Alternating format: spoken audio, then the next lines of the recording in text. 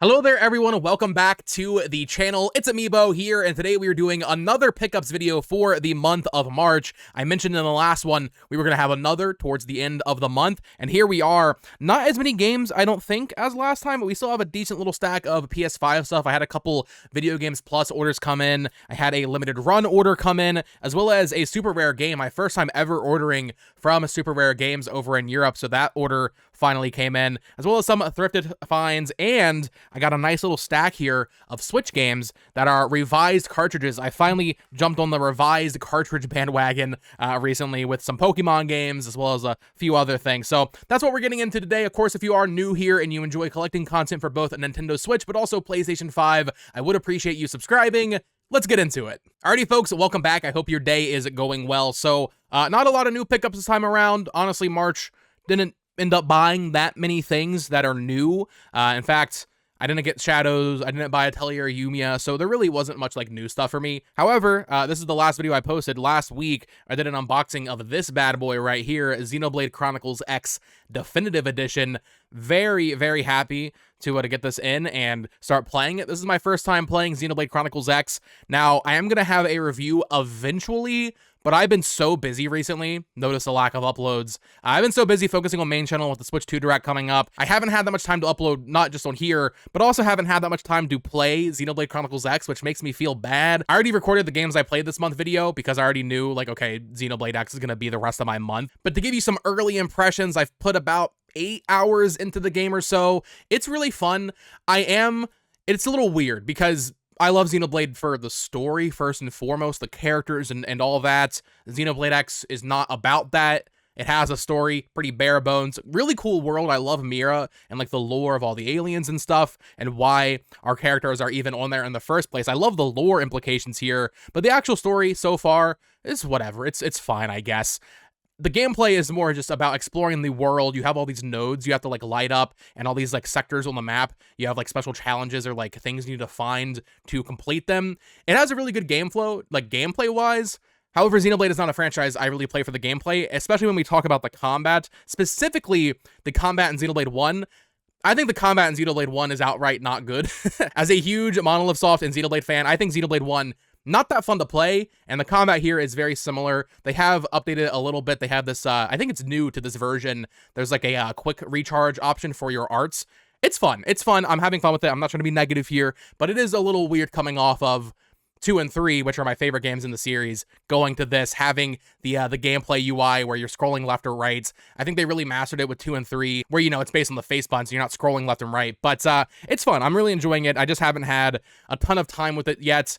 I know this is a game that's like 200 hours if you want to do everything, and I do want to do everything. I am enjoying it to that level, but with the Switch 2 coming up here and all these different things going on, it might take a while for me to get a proper review out on this one. Next up, I had an order come in from a limited run. Been waiting on this forever, it feels like. I don't know what happened, but we have two of the same game on different platforms. So starting off here, we have the Nintendo Switch version of Persona 3 Portable physically. I think I showed a few months ago, I had ordered the like San Diego Comic-Con exclusive variant, which was just a really stupid holo foil, and I decided to sell those because I don't care enough to have a weird holo foil variant, and I had already ordered this, so I sold those, have this now, very cool, happy to have a physical copy of Persona 3 Portable in the collection, but also, more importantly, I do have a copy on a PS4 now as well, which is realistically where I would want to play this game on my PS5, on the couch, or also maybe switching to the PS Portal. So yeah, happy to get both of these. Persona 4 Golden should be coming in soon, I'm pretty sure. So maybe next pickups video even. I think it said like early April or something. Yeah, this is like the longest I think I've ever waited for a limited run game. I don't know what took so long with these. I've never actually played Persona 3 Portable. I also haven't played Persona 3 Reload. It's a game I definitely want to get to eventually, and I would play Portable first before playing Reload, I think, just to like see the evolution of the series. I guess in that sense, maybe I should start with Persona 3 on PS2, then go to FES, and then go to Portable, and then Reload. Not going to do all that, but they're different enough that I would like to play Portable and then Reload and just kind of see and compare the differences. Usually, if a game has like a complete remake, to me, the original is still just as like important, just as valid, and still I want to play it for the history here. I did the same thing even last year with Mario and Luigi Superstar Saga. I was like, okay, I know this remake is out in 3DS, but I've heard some mixed things, and more importantly, I want to play the original to just kind of get some more context for this game, the series, where it came from, and then eventually I'll replay it and get that full experience with the remake. So that's what I'm gonna do with Persona. So same thing with Persona 4, Golden. I'll play Golden first, and then there's a rumored remake of 4 coming out.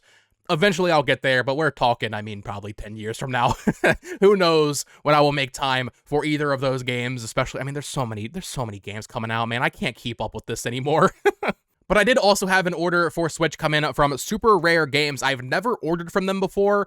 There's a couple games I missed early on in the Switch generation that I really regret missing, and that is from the SteamWorld franchise. But I think maybe late last year they put this up. It's SteamWorld Build. It's the only SteamWorld game I have not played. Actually, that's not true because SteamWorld Heist also just came out, or Heist 2, I should say. Sorry, but SteamWorld Build. This is a SteamWorld game where you build a town. There's some tower defense stuff in it. Really cool. I don't love that SteamWorld got the European Super Rare games, I guess, agreement going on here. I don't love having to have European things in my collection if I can avoid it. I like having all the spines line up because these are like, they center the text. I don't love that. But yeah, really cool to add this to the collection. I would love to get SteamWorld Dig 1, which I think is really expensive, and then also Heist 1. SteamWorld Dig 2 does have a physical here in America. I own it on PS4, I'm pretty sure, but I would like to get it on Switch as well. SteamWorld's a great franchise, and I would love for a Dig 3 to come out, or just something else maybe entirely. I mean, SteamWorld Build, maybe not necessarily a game that I'm going to get really into. I think Olivia would like it a lot, but they are trying new things, and I can really appreciate that from a Thunderful. Formerly, Image and Form was the publisher, but I guess they got bought out or something. Super Rare does this thing where they put them in these nice packages, include a little card in there, a sticker. It's like a special SteamWorld theme sticker. That's neat. So yeah, happy to add this to the collection. Maybe one day I'll go back and get the other SteamWorld games on Switch, but like I said, they're pretty expensive because they were so early, and they were from Super Rare, so I don't know if I want to spend that kind of money on them. Now let's take a little break to talk about the games I thrifted, or I should say Olivia. She's normally the one that ends up finding these things at Goodwill. So some really cool stuff here. Stuff I never thought we would see at a Goodwill. But starting off, we found a PS4 copy of this, Skylanders Superchargers. I know some of these Skylanders games actually hold some value. But more importantly, we found this trap. It's a trap team portal. I don't know what console it's for, but I know some of these actually have serious value. Specifically, I know Xbox One portals can be very expensive. This trap, from what I could tell, or this portal, I should say, is on eBay for like $70. I have no idea why, I gotta be honest, but I have so many Skylanders that we've thrifted over the years, and my plan eventually is to play them. Olivia and I think would have a lot of fun playing them together. We have so many Skylanders, man. It's actually, we have like an entire like bucket tote full of them. Mostly earlier ones. We have a couple of the Swap Force ones where the bodies are like magnetic. We have a few Imaginators. That's when they started kind of getting less in print, so there's more demand for those. They're a little bit more expensive, but mostly stuff from the first 2 games, some Giants in there. But yeah, I thought this was a cool find, and also just finding Superchargers on PS4. I know Trap Team and Swap Force are pretty expensive. Also, I guess Imaginators as well. Those are expensive PS4 games, and I would like to thrift those. I don't want to spend, I don't want to spend a lot of money on Skylanders, but to find it at a Goodwill, pretty cool. But then, more recently, Olivia found both of these. Very cool. I don't collect for this platform, but still just an insane thing to find at Goodwill.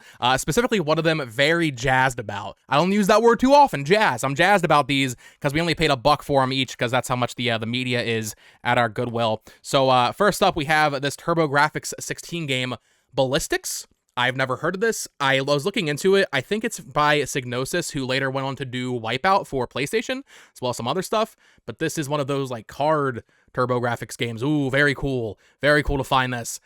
Goodwill is supposed to sort out all expensive things to put on their Shop Goodwill website. I'm guessing whatever employee was working this day just thought it was a random CD that had no value. So we got Ballistics. This is like a $60 TurboGrafx game. But more importantly, we have a CD-based TurboGrafx game and a franchise I just got into last year. I talk about this developer a lot on this channel specifically, and how I'm excited to get more into their games and these franchises. She found this. It's Ys Books 1 and 2 from Falcom on the TurboGrafx 16. When she brought this home, like, she didn't tell me, she didn't text me or anything. When she brought this home, I was like, no way, dude. No freaking way. This is really cool, man. I don't know when I would ever have a way of playing this one in particular. I know the Analog Pocket has an adapter for TurboGrafx 16, like the cards, so I could play those, but this is just so cool. Just a cool piece for the collection. This one I think is going for about like $100 maybe. There is, you know, a crack in the case. It's not in the greatest condition. The TurboGrafx games are weird because I thought when I saw this, I was like, oh, this must be a replacement case. There's nothing on the spine, nothing on the back. From what I can tell, that's just how it was. I don't know. Obviously, I didn't grow up with the TurboGrafx 16, but it's still really cool to find both of these at Goodwill. Pay $1 for them. You can find good stuff. You just have to be very consistent and maybe extremely lucky also.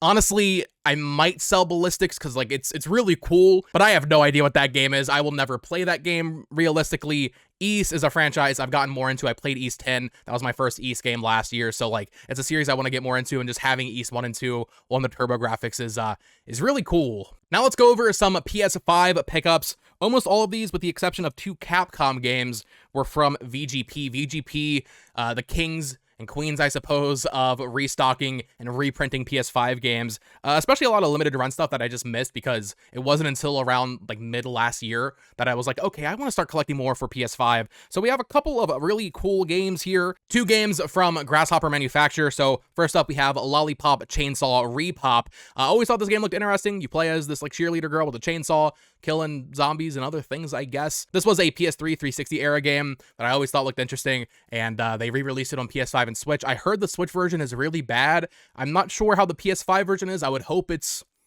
better than the original at the very least. I'm not sure if they added any new content in this PS5 version, but that was a cool one to add to the collection. Alongside this, I know very little about this game, but we have Shadows of the Damned Hella Remastered Edition. Wanted to pick it up just because it's a Suda51 game, and I like everything I've played from Suda51, but also I guess Shinji Mikami worked on it. I didn't even know that. So yeah, got both of these. These are limited run releases that VGP kind of restocked, so these are neat. Also picked up this. I know originally the PS5 release of it was extremely expensive, but thanks to VGP, it's very accessible now. Might be out of stock again, I'm not sure, but I used to hear about this game all the time because growing up, or I guess, you know, my late teens, I used to listen to the Easy Allies podcast, and this game actually used to sponsor them, and Brandon Jones from Easy Allies would always talk about this game because it was a sponsored spot. But we have Scorn. This is a very weird game, kind of a first-person puzzle game, I want to think is the best way to describe it. Horror adventure is what they say here, with immersive exploration, cryptic contraptions, and some gruesome survival. Very, very cool art style. I haven't heard the best things about the game. I heard it's kind of slow, kind of clunky, but it has just beautiful visuals, very like fleshy environments, I guess is the best way to describe it. Very cool. I wanted to check it out. I heard it's not very long, and yeah, it used to be really expensive. So happy to add this to the collection for, I think, like $30, maybe even less than that, actually. And speaking of horror-themed games, they restocked this. Was also originally a very expensive PS5 game. Played through Silent Hill 2 Remake last year from Bloober Team. Absolutely loved it. When I saw this got restocked, I was like, you know what? Why not? We have the Layers of Fear horror reimagined. So this is a remake or a reboot, I want to say, of Layers of Fear. Bloober Team is very weird. So they had Layers of Fear. That's also on Nintendo Switch, and it's called Layers of Fear Legacy. Then there's Layers of Fear 2, and now there's just this, Layers of Fear. I think this is the 3rd game. But it also says on the back here, includes Layers of Fear 1, 2, original and brand new DLC, so I don't even know. I don't know what Bloober Team is doing with this. This is their own franchise. Kind of cool to see them having their own IP. They also did The Medium, which I bought in that GameStop video, but I ended up returning because there was like water damage on the cover art. But yeah, cool that VGP got a reprint of this. Wanted to pick up this and eventually play it. And then finally, we have 2 Capcom PS5 games here.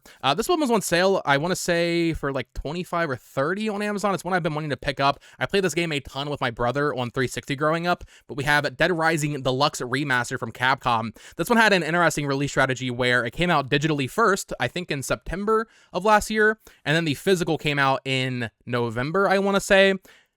Dead Rising's weird because it can be really fun to mess around in it, but also any game that has like a time limit. I'm always stressed out about games with time limits.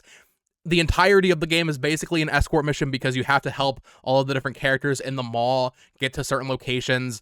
Some of the bosses are really weird and like kind of hard, or at least I remember them being extremely difficult, at least as a kid anyway. But also my brother was struggling too, so I'm not sure if the difficulty was actually there or if we were just stupid kids. I don't know. But this deluxe remaster came out late last year. Just a weird one because Dead Rising 1, 2, and the Dead Rising 2 like standalone DLC thing, and as well as Dead Rising 4, those are all on PS4.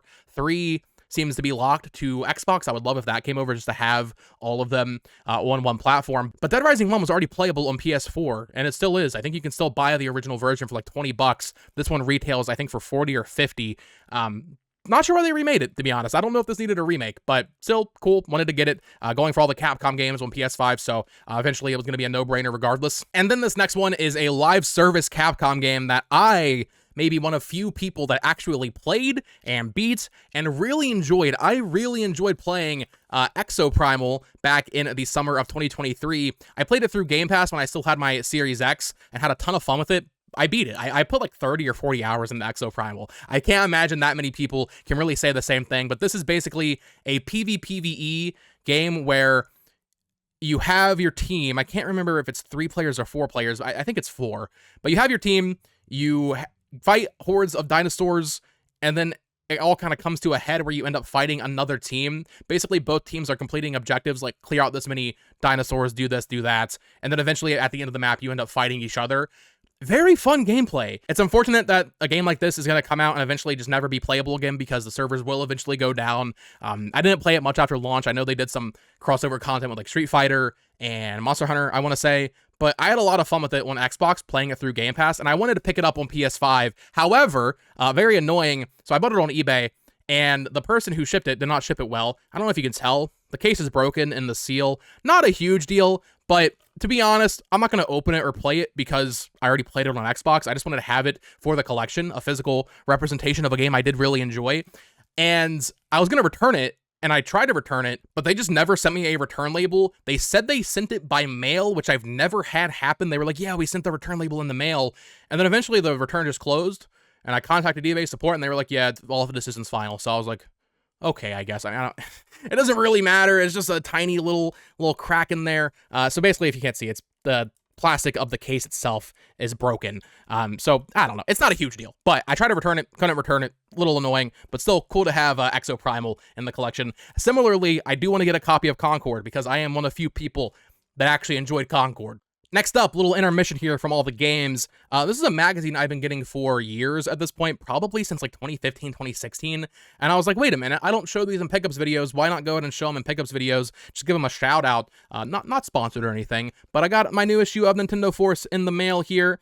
This is for March and April 2025, going over the history of the Nintendo Switch, Pokemon Legends EA, because it got that big blowout at the end of February, as well as the Switch 2. I think this is the first issue that's been released since the Switch 2 actually came out. Hard to show, but this is basically Nintendo Power. If you grew up with Nintendo Power like me, you might be very nostalgic for Nintendo Power. I loved reading Nintendo Power growing up. This is bi-monthly. I think it's like $6 on their Patreon to get an issue every month, and it's just, you know, a nice little dose of nostalgia flipping through a magazine. It's not like I'm scouring every page, reading through every interview that's in here, but it is cool. They have some like retrospective content. Let me see if I can find it. They talk about like what Nintendo Power was talking about like 20 years ago, which is a segment I always loved as a kid in Nintendo Power, where they would go over like, okay, this is what Nintendo Power was talking about 5 years ago or 10 years ago or 20 years ago. And as a kid who didn't know the entire history of Nintendo, I didn't have it all on the dome at that point. It was just really cool learning about more. I can't find it on this in this issue. I'm sure it's somewhere. I just can't find the exact page.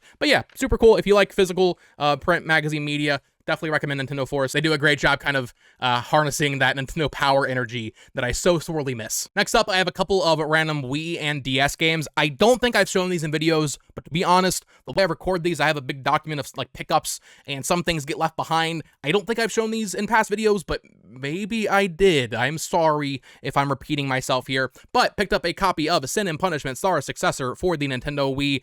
Had this game growing up, or I don't know, my teens, I guess at some points. Really enjoy it. It's an on-rail shooter. I think this is better than any Star Fox game. I love Sin and Punishment: Star Successor. I would love if we got a remake or ideally a new entry on the Switch or Switch 2. So I wanted to pick up that and add it to the collection for Wii. And then 2 DS games here. One I was always curious about as a kid, but never actually pulled the trigger on because I don't want to risk like 30 or 40 bucks on a game that I wasn't sure if I would actually play. But we have WarioWare DIY. So this is the WarioWare where you make your own micro games. You have like little tools in there to make art and animations and stuff. Pretty cool. And then there was also like a WiiWare application where you could play them on the Wii. Very weird. Wanted to pick up that. Just kind of going back and, you know, rounding out the DS and Wii first-party stuff that I didn't have. On top of that, I showed Custom Robo for GameCube in a video a few months ago. Went ahead and picked up Custom Robo Arena. Haven't heard great things about this game, but just a weird Nintendo-published game that I feel like no one ever talks about. Hopefully, if there's a break in new releases later this year, I'll go back and play Custom Robo and Arena. Also, Sin and Punishment and WarioWare DIY. Just kind of, you know, further expanding my play history, I guess we'll say, with first-party Nintendo stuff, because ultimately, my goal is every first-party game. My goal is to play every first-party game. Sin and Punishment, I, of course, already played because I love it. But yeah, the weird stuff that no one talks about. I need to start playing more of these. And then finally, I mentioned this earlier, I hopped on the Nintendo Switch cartridge revision bandwagon. So I've talked about these in the past. I did a whole video on them, I think back in like September or August of last year. It was one of the first videos I made on this channel, but there are basically revisions of cartridges for Switch games that have all of the updates on them. There are some very important ones, like Mario Kart 8 Deluxe plus the Booster Course Pass, which has all waves of it on there. Originally, when that came out, it only had waves 1 through 5. That's the version I have for that game. But VGP restocked a bunch of these for specifically Pokemon. That's the one I really care about, because eventually, one day, these servers will go down for the eShop. I don't know when that will be, because Switch 2 will be backwards compatible, but basically, these have all the DLC on the cartridge, no updates needed, which is really cool. I did end up selling my launch versions of these because I bought them when they came out, so I just sold those, which basically just paid for these ones. But we have Pokemon Violet with all of the DLC. I put it in a protector just so I know which one it is, although I ended up selling that, so I guess it doesn't really matter. These are World Editions, though, worth noting. So it doesn't really mean much, just means it has that little green triangle in the bottom there, as well as this little thing here saying Southeast Asia, Middle East, and official product. That's funny that that official product is next to Middle East and Southeast Asia. So we got Violet, but we also had Pokemon Scarlet. Once again, this has all of the DLC on the cartridge. So when this came out and I bought it as part of the Best Buy Buy 2 Get 1, it only had the teal mask, I want to say, on the cartridge, but now these new printings do have the indigo disc on there as well. Here we have Pokemon Legends Arceus. Still have my launch copy of this. This one's cool. It has the Daybreak DLC on the cartridge, which I never even played, to be honest. At that point, I was done with Legends Arceus. I would like to go back and play that more. But yeah, this game did get like a free DLC update that I feel like nobody remembers or talks about. So happy to add that. And then maybe most importantly, not a Pokemon game, not in a protector right now. So I've talked ad nauseum about the stupid Steelbook for Metroid Dread. I hate the Steelbook. This is what came with the special edition for the game. The reason I hate it, you know, I like Steelbooks. They're fine. I prefer if they have a slipcover. This is why I hate it. There's nothing on the spine. So this is all I've had for Metroid Dread on my shelf for, 4 years now, and it's just an eyesore. It's very ugly. However, luckily, this will be going back into the Collector's Edition box because there is a Metroid Dread revision. This has all of the updates on it. I think they added a new difficulty and like a boss rush mode and a couple other things, but I feel complete inside knowing I have a regular Switch case for this game now as opposed to the Steelbook. The Steelbook's cool. The Steelbook's cool, but not in replacement of the actual case. So this is very nice for the Metroid collector in me. But that is going to do it for today's pickups video. Let me know what you all have added to your collections in the comments down below. This will likely be the last one for a little bit because a lot of what I talked about today is stuff I've had sitting for months at this point. So depending on when the Switch 2 comes out, maybe that'll be the next one. We'll probably get one out in like late April, early May or something. But that's going to do it for today. Let me know what you think of my pickups. Let me know what you've added to your collections. Of course, subscribe here for more pickups videos, collecting content, all that fun stuff. Follow me on Twitter at BoTalksGames. Check out my other Nintendo news channel at BoTalksGames as well. Been doing so many videos over there in preparation for the Switch 2 launch and the April 2nd Direct, all that, right? A lot of fun videos going up over there, so definitely check out that. And as always, you can watch more videos that YouTube recommends you here in these little cards. Until next time, folks, peace!